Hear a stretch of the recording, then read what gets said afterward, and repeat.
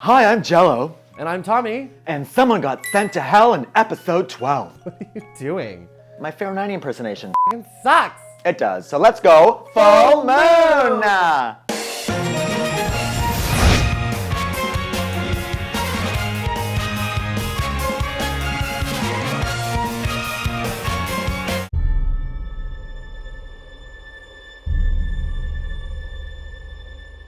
Okay, how about you try your Pharaoh 90 impersonation? Hey guys, it's me, Pharaoh 90. That kind of sucks too. So let's do the Mini Moon Moon Minute. Let's go.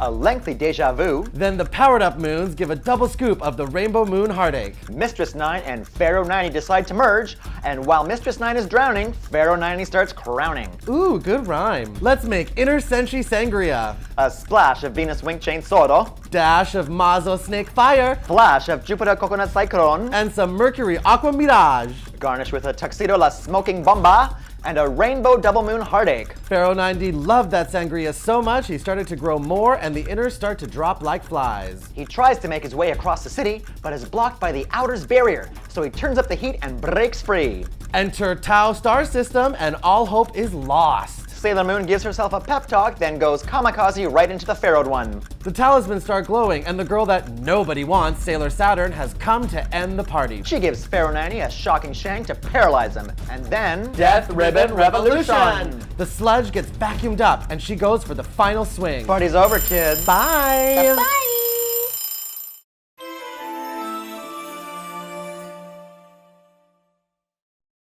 All right, so a whole lot of sacrificing going on in this episode. We had Sailor Moon giving herself up to try and save the universe. And also we actually had Mistress 9 sacrificing her body and merging with Pharaoh 90 for the greater good? For their greater good. The greater evil. Greater evil good? Yeah. Greater evil dead. It's evil gooder. It's good or better? It's the best. We saw the Double Moon Heartache attack, Yep. which was kind of cool. Yeah, it was cool. I like that. I like how Sailor Chibi Moon is actually being taken seriously as a member of the Scouts. Like, she is 100% almost on par with the power of Sailor Moon when she doubles up with her. So that was really cool. She's not some little pussy fart. No. She can really hold her own. Yeah, she's not a queen. So then Pharaoh 90 starts calling up to Mistress 9 and saying, you know, it's time, we need to start merging and bonding. And I thought that part was really gross. I think it was because probably property value is so expensive in Tokyo, they had no choice but to become roommates. Roommates, double it up, girl. Let's become one body, Yeah. because we can't afford the rent here in Tokyo. And then the one thing that I found really creepy was that you saw Mistress 9's like body just kind of like laying there. Laying there, you saw several times, just kind of like Yeah. hanging out like doo-doo-doo. It was kind of gross. It was kind of gross. And it just again like reaffirms my statement a while ago that this is not a kid's show anymore. No, this is grown-up stuff. So Mistress 9 sacrificed herself with Pharaoh 90 and they became the super strong power. They break the barrier, all this happens. So yeah, everything's looking pretty grim in the Tokyo area. And so Sailor Moon has a little pep talk with herself and realizes that all her friends have, over the years, have tried so hard to protect her. And so she needs to now step up her game and try a little bit harder and offer something to protect her friends. One thing that I really appreciated when they were all fighting was they all started losing powers and like fainting. Yes. I've never seen that before. They're You see getting them- slowly drained Yeah, so while they're doing their group attack. Yeah. I think that has to do with the fact that they did lend Sailor Moon a lot of their power to become Super Sailor Moon, and now that we have Chibi Moon, maybe there was like a double dose of that. But I really like Chibi Moon fell and all these other, like it was actually kind of a really cool moment to see how helpless they got because this enemy is super strong. Yeah, and they should have packed Snickers bars with them. And so I was kind of wondering, they're all upset and they're sad because she's potentially dead. But is she really? Because then if she was, Chibiusa would be a time paradox and she would go away too, really. Just like how she did in Sailor Stars. But it makes a good point. So for everyone that thinks that Sailor Moon is actually dead, she's not. Just looked at Chibiusa, she's still around and kicking. Yeah, she's probably just inside the Tau star system. And just like chilling out with her, having a cocktail. A table for one can be fun, right? Yeah. So, and then what happens? But all the talismans start glowing when everything seems like it's lost. yeah. And we'll talk about it in our next segment.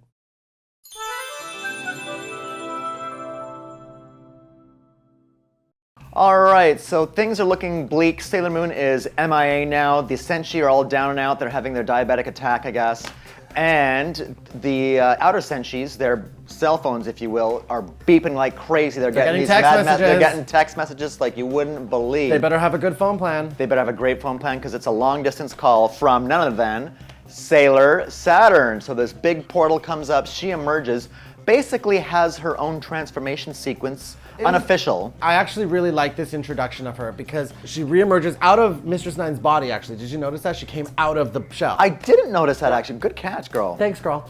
And then, so she kind of had, not necessarily like a transformation from civilian to Sailor Scout, but she had the cutaway scenes like how the other girls have when they're transforming. Yep. So we have like, she does a cool flip and she's got her weapon and then like you see the close-up of the tiara and then it closes up on the bow and you also and, have her and the symbol and symbol, everything. yeah. It was actually a really... And the pose too at the end And the pose. too. It was an amazing introduction to Yeah. Sailor Saturn. Unfortunately, this is a bad thing for the Sailor Scouts that she's back. Yeah, they don't want her to come back. Who really does? Because this is the one who busts up the party. She's like such a Debbie Downer. She's the party police. She comes back into town. She kind of admits that, yeah, I'm here and nobody really wants me here. There was a great line, I can't really quote it, but it was really funny. Essentially, she was just like, no one's ever happy to see me. Yeah, I'm always the bearer of bad news. And she talks like she's like, yeah, I've done this before. Yeah, okay, let's destroy another whole planet. I kind of feel like, is she a good guy or is she doing something for the greater good? Those things could be very different, right? Yeah, I mean, she's one of the outer Senshi, but they don't really want her around. No. They probably don't interact with her. No. They only know her from when she's about to destroy the world, so their interactions with her are rather limited and grim. Yeah. So she's just kind of this demure, kept together, kind of like the antithesis of Hotaru, where she was very weak and whiny and like unsure of herself. Kind of like how I am. My God, on Hotaru, Sunday. is that you? Sailor Saturn makes herself known, and she's very calm, collected, strong, and terrifying, and just kind of matter of fact, like, yeah, I'm here. here. I'm gonna take care of this. And then she like, I mean, we're kind of talking. Like, we're kind of poo-pooing Sailor Saturn, but in reality, she's actually incredibly She's a fierce bitch. She's so fierce. She's the strongest one out of all of them because she can destroy worlds. So she gets in, flies in, stabs Pharaoh 90, only to tell her story, which is so fierce. Stop moving, and here's moving, the and listen shank to of what the I'm saying. century. So she does that, and then everyone's terrified. I love the scene, how you see all of the scouts' faces. Everyone is like, stunned.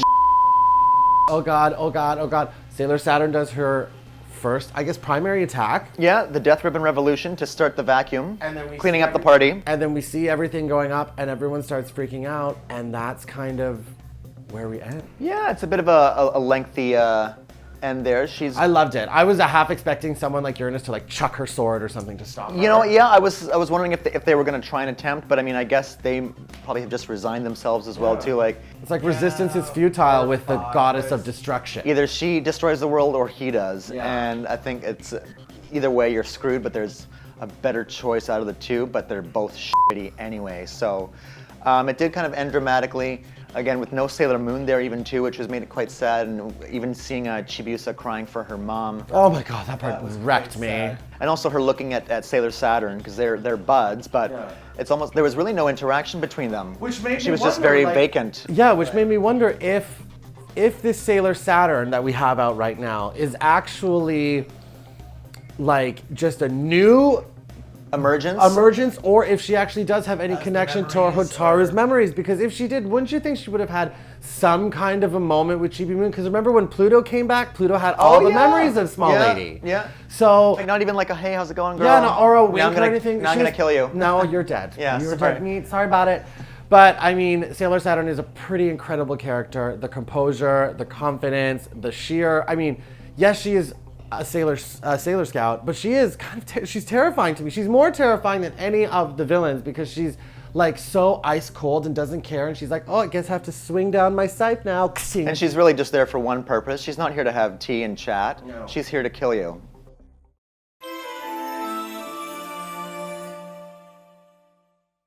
My favorite part of the episode was the amazing Senshi Sangria attack with the whole kitchen sink, basically. We had the wing chainsaw, the snake fire, the mirage, the coconut cyclone, the smoking bomber, and then 2 scoops of raisins in the double rainbow moon heartache. It was pretty cool seeing all those powers come together. And finally, Tuxedo Mask adding something to the picture and seeing all those projectiles combine into one big thing.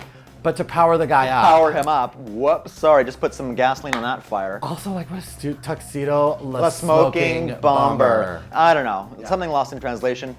Cute enough though, but yeah, I like that. That was a cute group attack.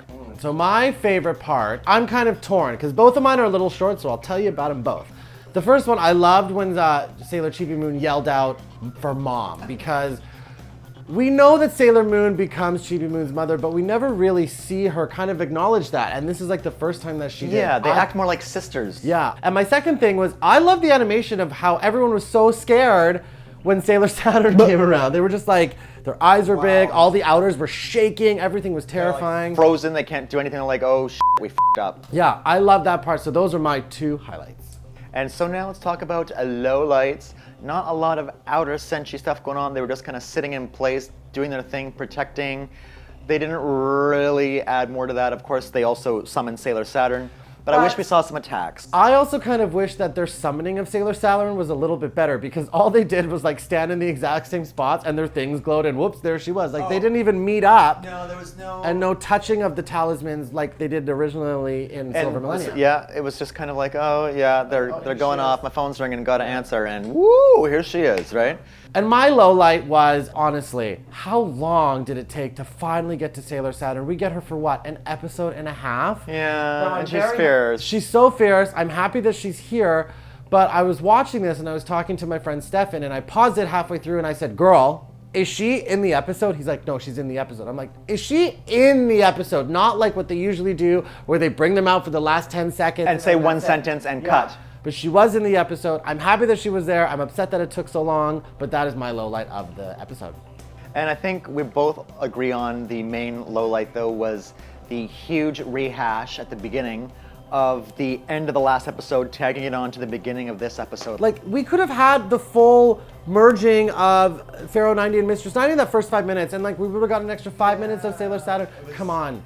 They better not do that next week, because next week is the last episode and I'm gonna be real pissed. Thanks so much for watching, guys. We only have one more week until the finale recap and episode of Sailor Moon Crystal Season 3. Oh my God, I'll kill you. Also, a few shout outs to the usual suspects. We have Josh Tech Soldier, Vincent Sekrios, Andy Ing, Argo City. Love you guys. Thanks again for tuning in and commenting. And also a few new folks in the mix. We have Charlene Hickaway. Thank you so much for your comment. Simple Keith 83. Thank you so much for tuning in. Hooray for surprise discoveries, eh? Thanks for tuning in. And also Nicole B. Thanks for joining our channel as well. What do you think the B stands for? Beyonce. Oh, I got you. I don't think I can handle it. So yeah, it's another hot week in Vancouver. Our brains are dead. I'm incredibly hungover. From sangria, which is why it's all over this episode. It's all about Senshi Sangria. Yes. I promise I won't be hungover next week, but we will be cocktailing it up for our final episode. So we will see you next week as we go Full Moon! La, la, la, la, la, la, la, la, la. Thanks so much for watching. If you missed our recap of episode 11, click here. Also, be sure to check out the Fake Nerd Guys on facebook.com/Fake Nerd Guys for cosplay at its gender bent best. Thanks again, and we'll see you next week.